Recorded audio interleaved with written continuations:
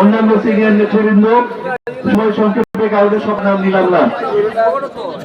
আপনারা নিশ্চয়ই অবগত আছেন, বিগত 17 বছরে বাংলাদেশে কোন সুষ্ঠু নির্বাচন অনুষ্ঠিত হয় নাই। আপনারা কি 2014 সালে ভোট দিতে পেরেছিলেন?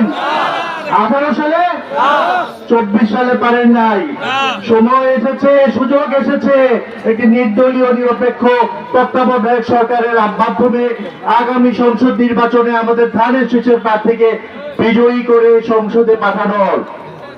এখন কেউ যদি জিজ্ঞেস করে যে কেন ধানের শীষকে নির্বাচিত করবেন, কেন আমাদের প্রার্থী জনাব নাসিরউদ্দিন চৌধুরীকে নির্বাচিত করবেন, আপনারা উত্তর দিবেন এরকম, আমাদের নেতা বিগত 40 বছরের বেশি সময় ধরে আপনাদের সাথে আছেন, বিপদে আপদে প্রতিকূল পরিবেশে কোন সময় আপনাদেরকে ছেড়ে যান নাই।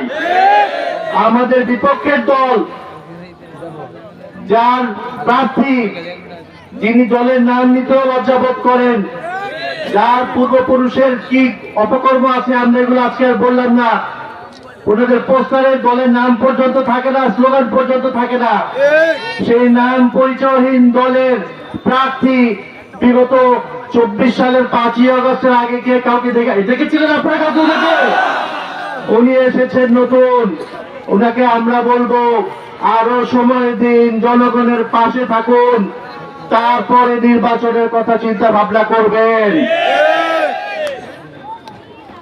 আজকে আপনারা যারা আছেন আমাদের এই জনসভা থেকে ফিরে গিয়ে এলাকাবাসীর কাছে প্রচার করবেন।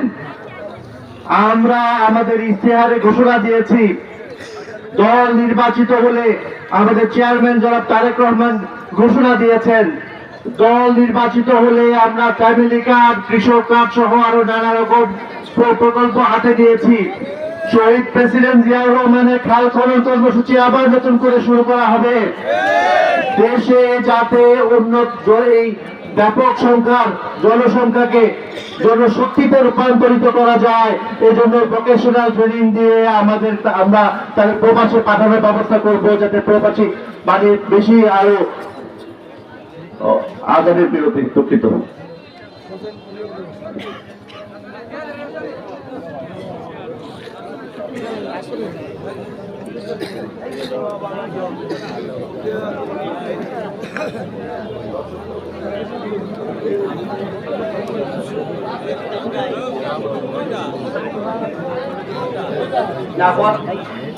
আজানের পরপরই বক্তব্য শুরু হবে।